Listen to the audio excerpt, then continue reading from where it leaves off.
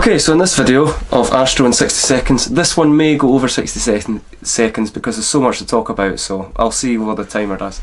I'm going to record my home screen and I'll show you all the apps that I use for my astrophotography, because apps are very, very important. It can make you predict the northern lights, the clear skies, how to position yourself to get the best Milky Way picture, yada yada, etc. So what I've done is I've put all my apps into three categories: Aurora, the weather and the night sky. That's for the planning. And I'll go through all the apps quickly and show you what is the best apps, and hopefully if they're useful you can download them. So I'll pop the timer up just now and we'll get into it.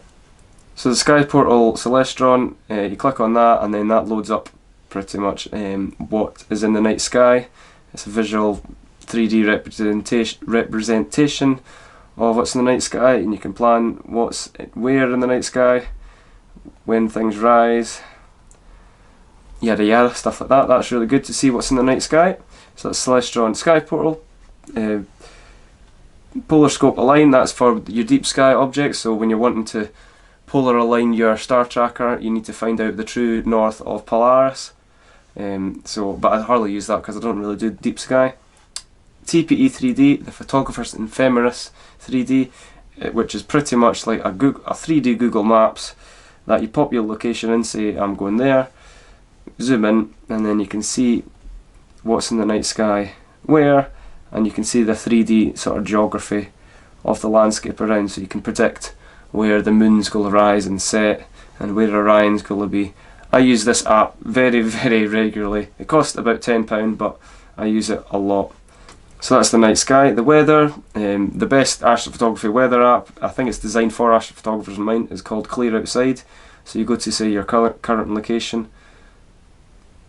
I'm in Scone in Perth, and it will show you all the high cloud, low cloud percentage, the wind, the temperature, the dew point, and beside the date it will show you the solar rise, the sunrise, sunset, and the moonrise, moonset, and the percentage of the moon.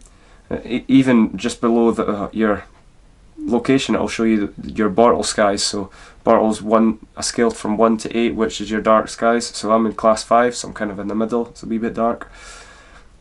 Met Office, self-explanatory. That's just kind of a standard Met Office. I've also saved the Met Office's map saved onto my home screen, so it's not an app, but it's an app sort of thing, and it shows you the detailed weather as a radar. So I use that to protect the clear skies, which is easy enough. Windy, I don't really use that often, but it's got some nice webcams, which is good, so I can check the webcams and see what place of Scotland's got snow. That's sometimes handy. Biggest folder I've got is the Aurora. Aurora is very technical to predict, so you need all these apps. So I've got the two ones at the bottom, Aurora Borealis, I think Live, and then Live AURORA.LIVE. They're just webcams that are set up in Norway and Iceland and Finland and that, so I can check what the northern lights look like up there. So it's nothing to do with Scotland, but it's just personal. Glendale apps, probably you've heard me talking about it before. Probably by far the best app in Scotland for Glendale, for Aurora. It will show you who's seen it, who's not seen it, what last night was like. So there was a yellow alert last night. Tonight, nothing much so far, and it gives you a wee description of what's happening with the aurora activity.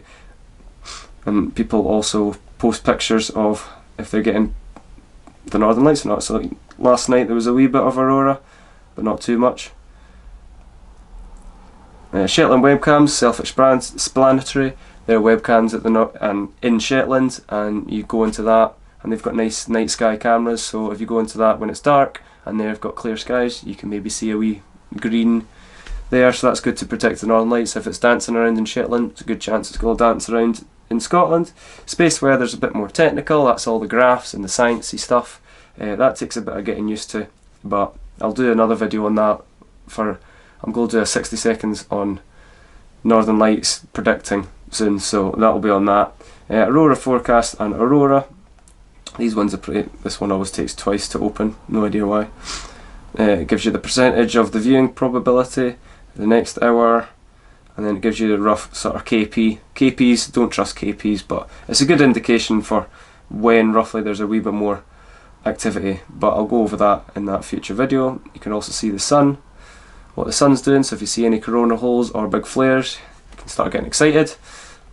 And yeah, I think that's pretty much all the apps I use. So they're all to predict clear skies, predict activity for aurora, and to predict where things are in the night sky are going to be, like moon rises, moon sets, Milky Way, Orion, etc. So they're very, very handy to have in your pocket at all times, so you can check the night sky and you can plan your photography.